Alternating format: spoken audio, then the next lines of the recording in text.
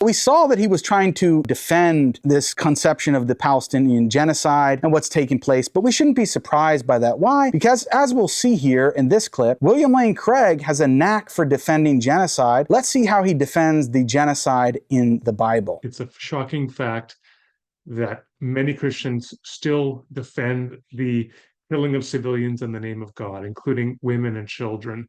And until we stamp that terrible, dangerous belief out within the church, I think it's something well worth continuing to dialogue about. In this video, which was posted on Craig's YouTube channel, or one of his YouTube channels about 9 years ago, you're going to see him wearing a Hawaiian shirt and white pants. I'm not sure what the context was, but he's looking very, very good, very dapper. And a gentleman has just asked a question from the audience, asking, well, what do we do with passages like Joshua 6 that describe the eradication of all civilians, including men, women, and children living in Jericho, which looks like genocide? How do we understand that? We're going to look at Craig's response, which was just about a minute long, and then I'm going to offer some quick rebuttal to that. Like I said, Bill Craig is looking great here. He's got the Hawaiian shirt and the white pants, and he's just about to talk about killing civilians in the name of God. So the gentleman has asked the question. He's already launched into his answer. We're going to now join that in progress. I have a couple of questions of the week where I wrestle with this issue. And what I tried to do there is to defend an ethical theory that would allow God to be perfectly good and all-powerful, and yet to issue these sorts of horrifying commands, such as to go in and kill everyone in the city, men, women, and children. And I think that the theory that I've laid out here allows us to understand that. Because if God is the source of our moral duties, that means that God could command a person to do something which, in the absence of a divine command, would have been sin. But given the divine command, it now becomes the right thing for that person to do. So if the armies of Israel, for example, had just decided on their own to go in there and slaughter the people, that would have been wrong. It would have been, say, murder or war crimes. But given a divine command, they now have a moral duty to do that, and therefore they have the obligation to carry out that command, horrifying as it might be. So I just have to say, at the last scene, when it cuts to a different camera angle and you see Craig talking, and then all these people leaning back in their chairs, probably they had a Danish and a coffee at the buffet table in the morning, and now this professor and apologist is calmly explaining how it can be God's will to massacre children and women. It's just kind of a surreal image. It is a surreal image, especially coming from William Lane Craig when he's saying, oh, Islam is all about violence and wanting to kill women and children and stuff like that. And he's saying that, oh, that's what Hamas wants to do. And he's critical of that. And that's why Israel then has the right to kill all these women and children. Right, Craig? But yet you're the one defending it. And you're saying it was a moral duty upon the armies that were commanded to actually kill women and children, infants, babies in the crib. You guys want to talk about babies in the crib. William Lane Craig is defending killing babies in the crib as a command of God. So it's a moral duty to follow that. Now, we as Muslims don't believe that Allah subhanahu wa ta'ala would ever actually command that. God would never actually command to kill innocent babies in a crib, not even the enemy's babies in a crib. No, he wouldn't command that. But William Lane Craig is defending that position, but then in the same time wants to criticize what he thinks Islam actually teaches, although he winds up distorting it most times, right? God is commanding human beings, soldiers, to massacre infants, small children, women, the elderly, the mentally and physically handicapped, to stab them, to smite them, to bludgeon them, to massacre them all. But because it's his command, it's not a sin. It's their moral obligation to do it. And if the nature of moral obligation is like this, such that there is truly nothing that God cannot command, well, then you'd have moral anarchy. I mean, God, for example, could command the rape and torture of people. I mean, rape. Exactly. Rape, torture. He could command anything because he can command killing infants of the crib. So as you can see, William Lane Craig defends biblical genocide like in 1 Samuel chapter 15, verse 3, where it says to kill infants, and God commanded that, and that was a good and moral thing to do. Same thing in Joshua chapter 6. So all those things are good, but according to Craig, and we don't believe this, in his criticism, Muslims, oh, it's a big problem, right? And we don't even believe that Muslims are allowed to do that. We will stand up and say anyone who's actually claiming to do that in the name of our religion, we actually say are wrong and they're sinful and they're going to be held accountable before God. But William Lane Craig can defend that. And that's why the same Zionists actually will appeal to the same passages, and that's why they call the Palestinians Amalek, which were the people who were killed in those stories in that same land. Now I think the heart of Jay's video, perhaps what I say Jay, I mean to say Jake, so forgive me folks. I think the heart of Jake's video, what motivates him to make the video, and it can be seen by the thumbnail which attracted me so much, the demonic looking William Lane Craig, is what's going on in Gaza, the words of William Lane Craig about Hamas and Hezbollah and how evil they are, never mentioned in the IDF. But also with William Lane Craig talking like that, it might not be like some US neocon that would trigger Jake, but William Lane Craig, a professed Christian who believes in the Bible, where we've got, as Jake referred to, Joshua. Joshua is ordered by God to utterly destroy the town of Ai. We call it, put it under the ban. You put it under the ban, that's it, everything's going to die. That's it. No get out of jail free card. That's Joshua.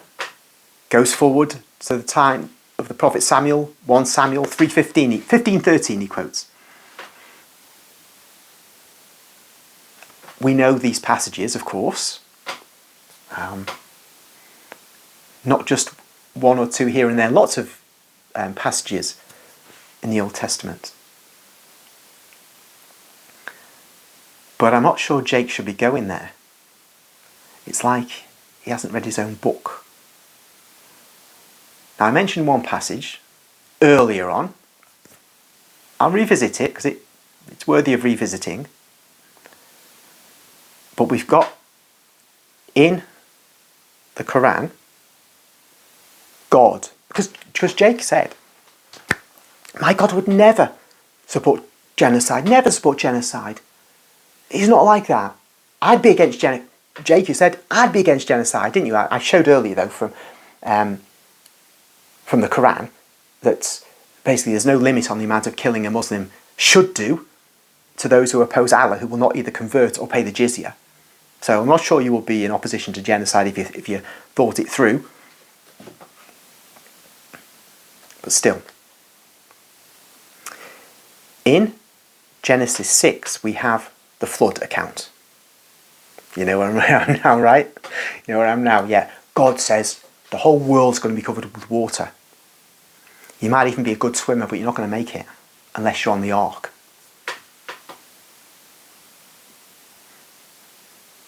So it is in the Quran. Less detail, a bit more disjointed. That's the way the Quran is with the accounts from the Bible. Doesn't mean they're not true, though.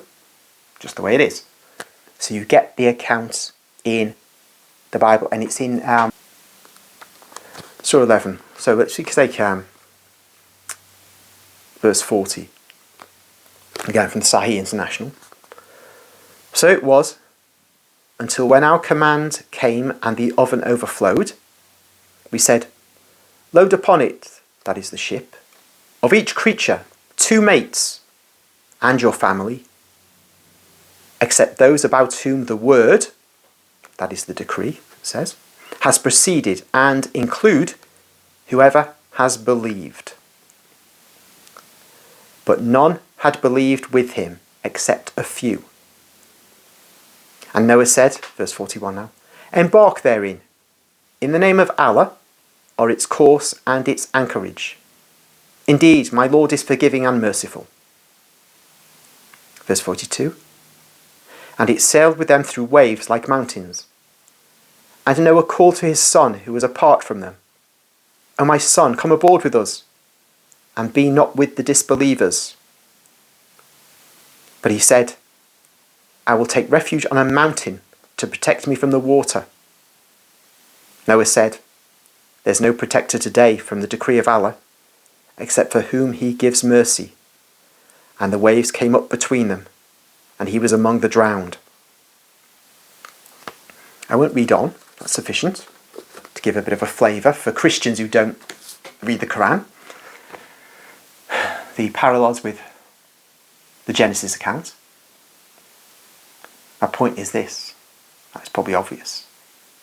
Now Muslims, they sometimes say, I think Paul Williams, who's a well-known Muslim around Hyde Park, he said to me, must be about 15 years ago now, but I remember it distinctly because I was a bit surprised. I thought the Muslims believed in the worldwide flood. And he said, oh no, I believe it's a local flood. I said, really? And then I realised that from the Quran, you can't, because of this disjointed aspect of the Quran, where you don't get a fully set out narrative, you can read between the lines more and say it was a local flood as opposed to a worldwide flood. But I particularly read those passages, those verses, because we're here talking about water gets up to the top of a mountain where Noah's son is trying to avoid drowning. Now, if water gets up to that high in a mountain, that's a lot of height. It's very difficult to envisage a local flood where the water level rises to that level because it would simply drain away before it could get to that level. It has to be a worldwide flood to reach the peaks of the mountains. And that's why I really think it's incredible to say that it was a local flood because of that passage in the Quran. And why would you, why would Allah say, take 2 of the animals? I mean, if it's a local flood, just the animals will start running to higher ground and they'll clear off out the district before they get drowned. Some will get drowned, of course, but there'll be no danger to the species, will there? Why have all these animals on this boat? They're going to cause you all kinds of grief if it's just a local flood. So I'm afraid, I think, the argument for a local flood is a bit thin. But you know what? It doesn't matter for my purposes. Simply this. A local flood is going to drown a lot of people. We know this. People are dying here. Now, you might say it's the wicked, but the wicked have kids. The wicked have babies, little boys, little girls, toddlers. And there are old people who aren't wicked. They may have led good lives, they're just old now. They can't get in their wheelchairs up the mountain or out the area, can they? Even if it's a local flood. I know I'm being a bit anachronistic, just to make the point. So God, in the Quran, Allah has committed genocide, whether it's a local flood or a worldwide flood. Now, if it's a worldwide flood, my gosh, forget all the local killings that went on in the Old Testament.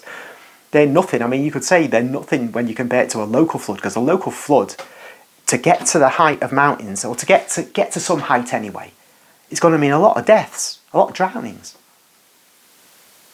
So what God ordered, in terms of in 1 Samuel, or in 15:3, and in I, and elsewhere, is nothing compared to what Allah did in here.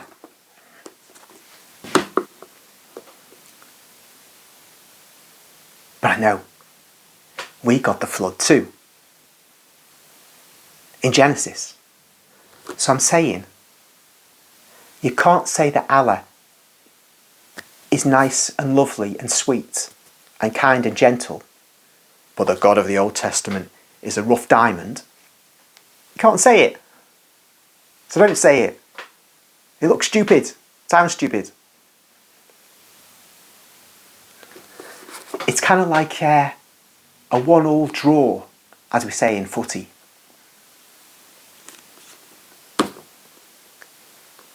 So no more of this stuff about the God of the Old Testament, how he's a meanie. And I've already balanced it out. I've shown that this is perfectly proper, because we've got, Jesus is the Lamb of God, so he comes and there's that phase, and then he's the just judge in Revelation. But remember, let's go back to that previous one though.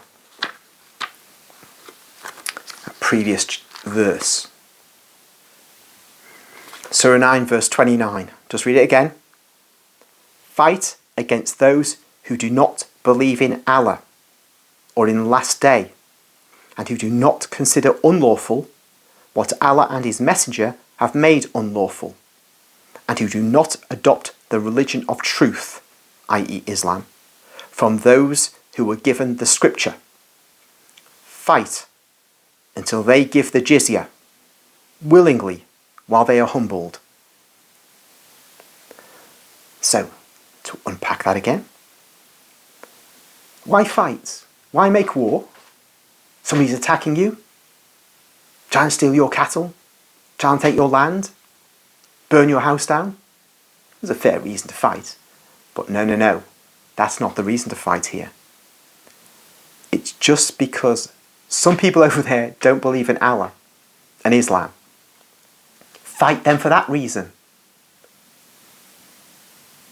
They might be willing to decorate your house for you. They might be willing to cut your grass. Not steal your house and burn your fields. Doesn't matter. Fight them because they've told you they don't believe in Allah, and they're not going to believe in Allah. They're not going to accept Islam. But they may pay the tax. They might not want to pay the tax. They may say, stuff your tax. This isn't mafia country. We're not paying protection money, that's that. So you fight them. And you kill them because they refuse to become Muslims and they refuse to pay the tax. And you keep fighting, because they'll fight you back.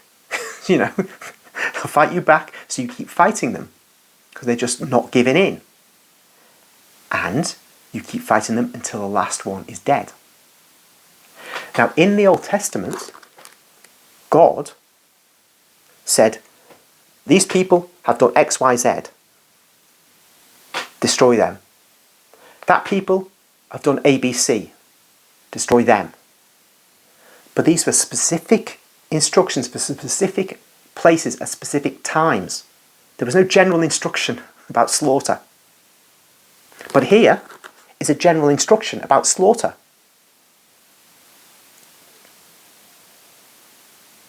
There's a big difference. A big difference actually in the text, and a big difference in how it works out in practice. All that stuff in the Old Testament, Jesus came, and I read from St. Paul, Romans 12, 17 to 21. We are not to go around slaughtering anybody. Now, I don't say we can't engage in self-defense. That's why we had to kick you folks, love you Muslims, we had to kick you out of Spain. We had to kick you out of southern France. We had to kick you out of southern Italy. We had to kick you off Crete, Cyprus, boom, boom, boom, boom. It had to go on. Sorry, you know. You don't barge into somebody else's house and expect to be given a pancake. It just doesn't happen. But the fact is that you can't go romping around the world cutting people up because they won't accept your religion. But you can. And you're ordered to. And we're ordered not to. So when we do those things, as I said, Charlemagne, our great emperor, did this. And the British monk Alcuin, who was over on holiday over in the continent at the time, he said to Charlemagne, what a brave fella. This is like St. Ambrose telling Emperor Theodosius II in about 380, you were wrong to slaughter the people in Thessalonica, and you cannot come into church, you cannot come to Mass. You will do penance before you come in. St. Ambrose is a man. He's the goat. And perhaps so is Alcuin. Because he told Charlemagne, you should not forcibly convert the Germanic tribes. It's not right, it's not Christian, it's not Catholic, it's not right.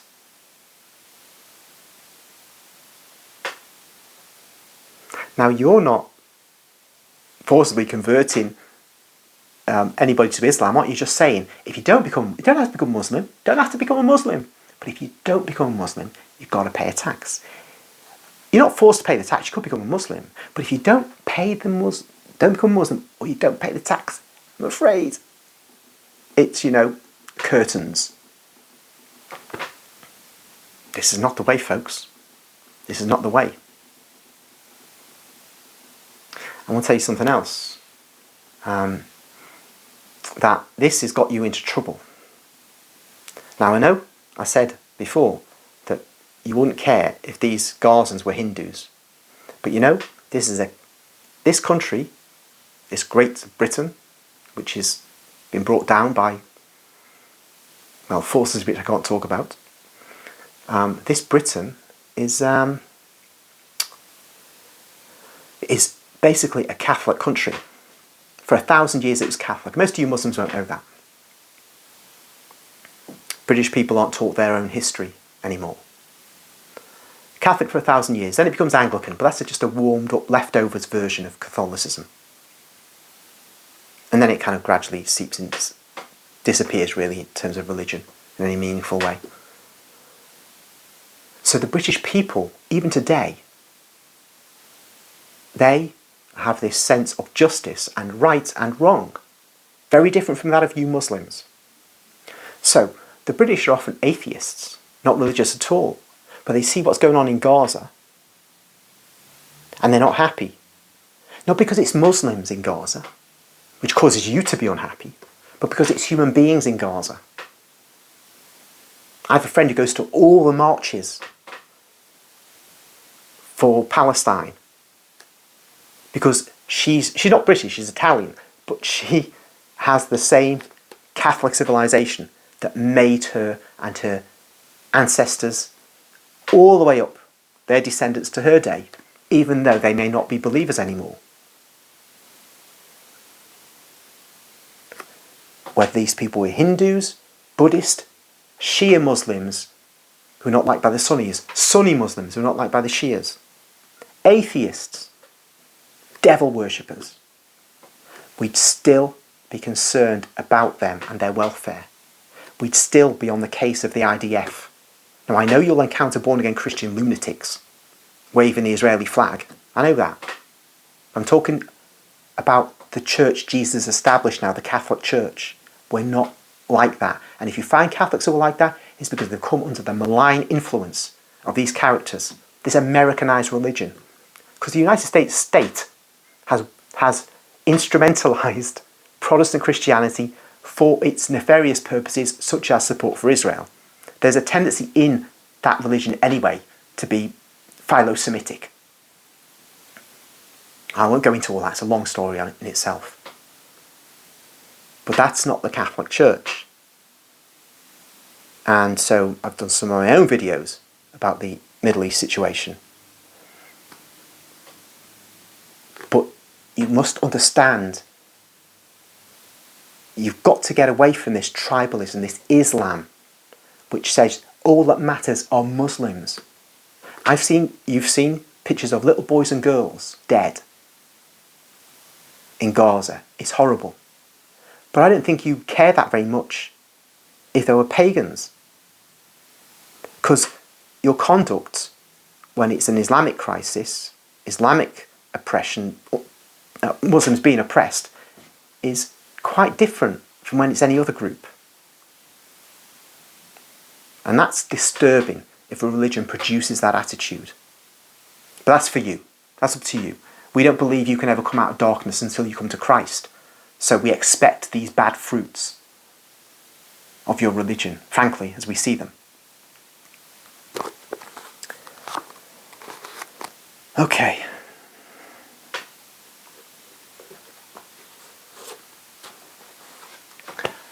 So I think that's everything. I think I covered all the key things I wanted to cover about Jake's video. I think that these are very important issues. It's not so much about William Lane Craig. What matters to me is, this guy, William Lane Craig, is a Protestant, so he's got his own interesting views of things. But insofar as his views intersect with the true faith, Catholicism, And Jake is commenting on that. It's useful for me to comment on what Jake has to say or how he reacted to what he saw. So I wish you all well, and once again, as I said at the beginning, I wish Jake good health and long life.